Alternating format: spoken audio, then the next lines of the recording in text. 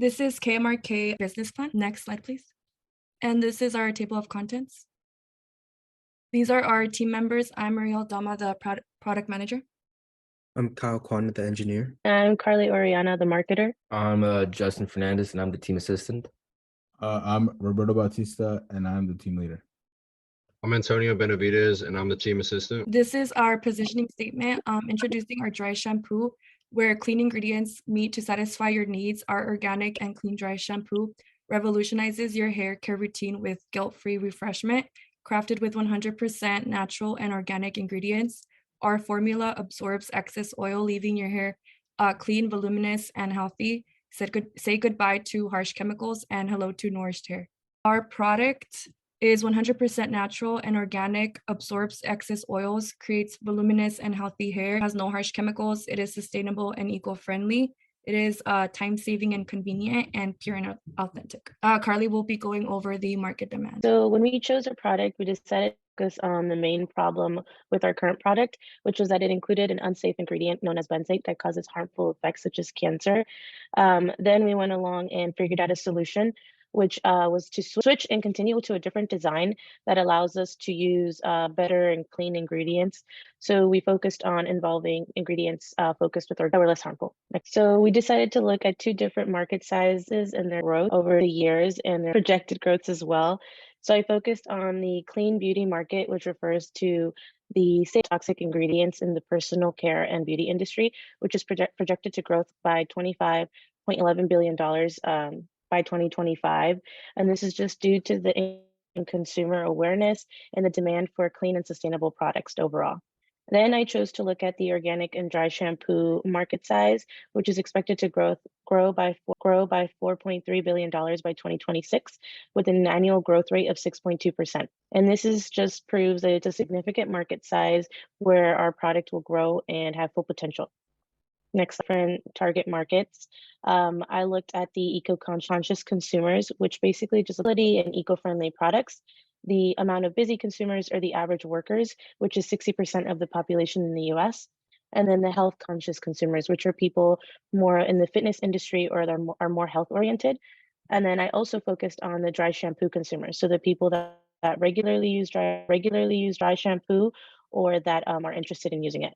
And the percentages range anywhere from 20% to 60% depending on. So 3 different competitors that we have would be Dove, Amika, and Not Your Mother's brand. And these brands all focus on different hair products aside from skincare and other beauty products as well.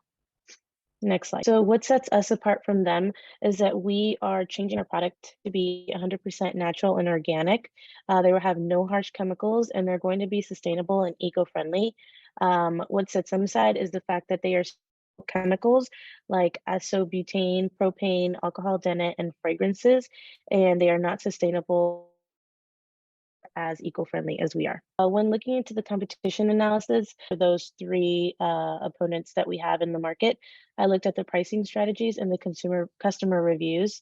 So it looks like for the on catering to different types of hair types and concerns, and they like to clarify on hair or scalps. For their pricing strategies, they all claim to be affordable options and have innovative formulations and stylish packaging, which we will also be involving in our product, but in a different way, in a uniquer way. And then for customer reviews, it looks like they're all basically reviewed from 4 stars to around 4.6, but they all still contain all of the ingredients that are harmful, including benzene, which we'll be getting rid of in our product. Next slide. So product and service functions. Our product is in an aerosol can and is then applied onto the scalp of the head. The purpose of our product is to absorb the dirt, oil, and grease of the scalp without washing it. The process analysis method our team will be using for our product will be the service blueprint. This process analysis fits best with our product because it allows us to identify potential failure points and focus on customer interaction. This process analysis allows us to focus on the safety of our customer, which is our biggest priority. The service blueprint also allows us to show potential failure points where we will be able to improve the quality of the product for the customer. The location we choose to bring our product to is the US. We decide to start with a local market, then we will proceed to go into the international market. The reason for this is because the US is already a key market for our product. Hair products are already popular in the States, which will make it easier for us to find success since it's already an established market. All right, I'll be talking about the significant revenue of the impact and the cost plan. For the cost, our three cost bases makes up our business. We have the fixed, the direct, and the indirect cost. For our fixed cost, this is the makeup of our rent, electricity, and water.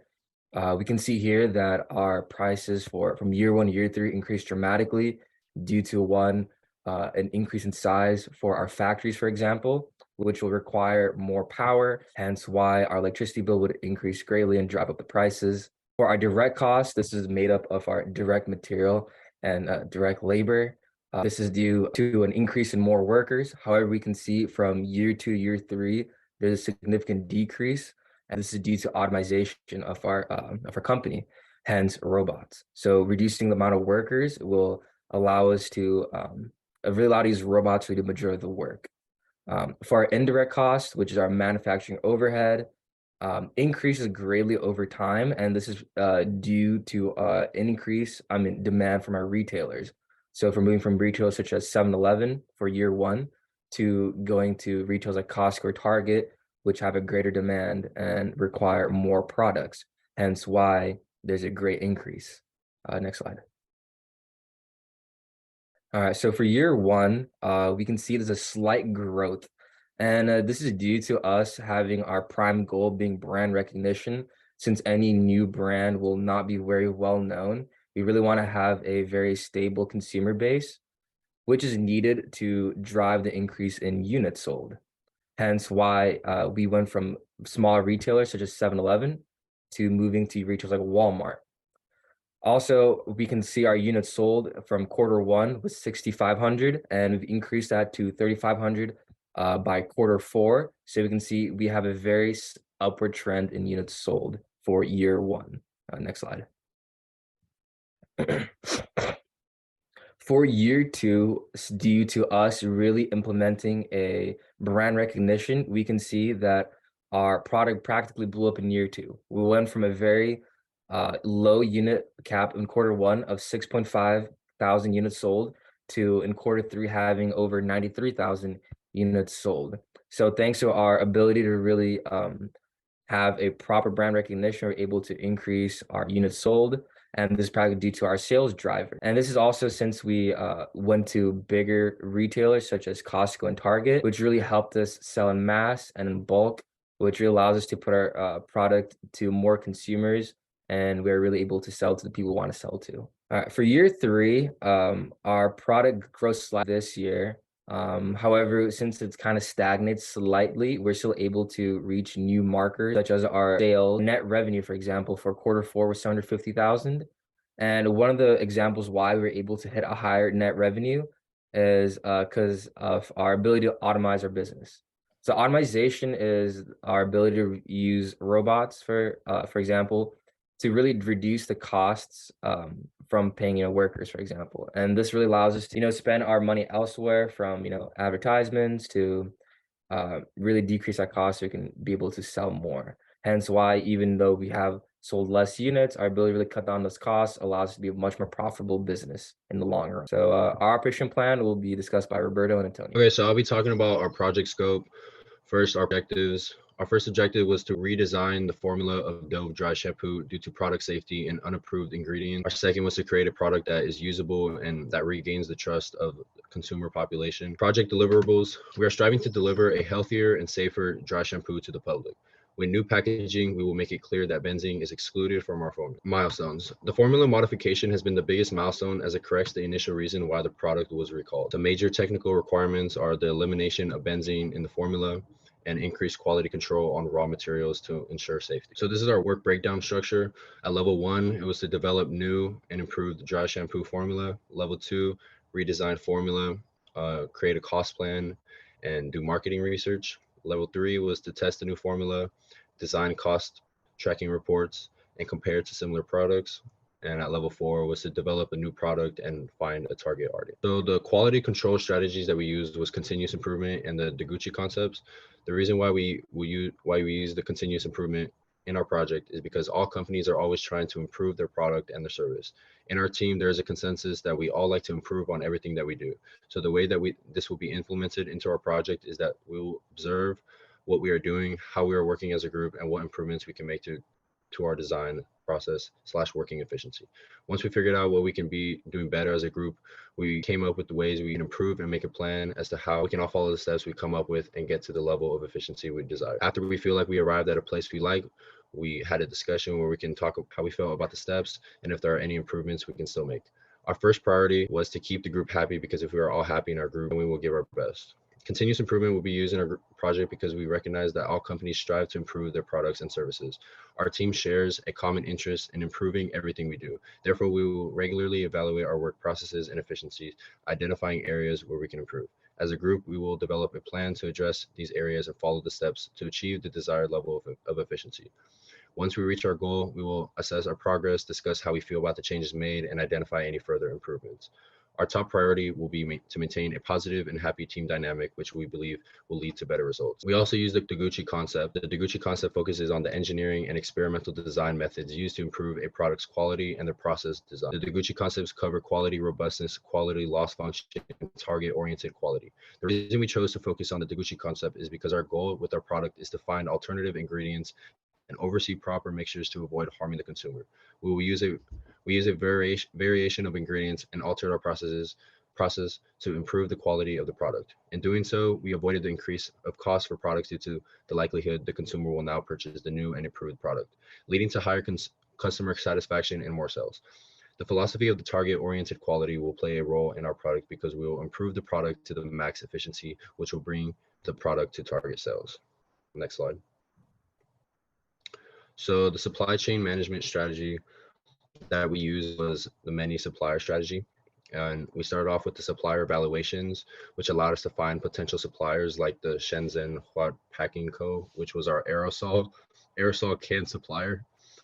Then we integrated the choice of the supplier into the system, such as product specifications, scheduling and delivery, procurement policies, training, and any other important information. After that, we moved on to cost, then contract. So for our inventory strategies, we decided to use ABC analysis to organize our inventory in terms of ingredients.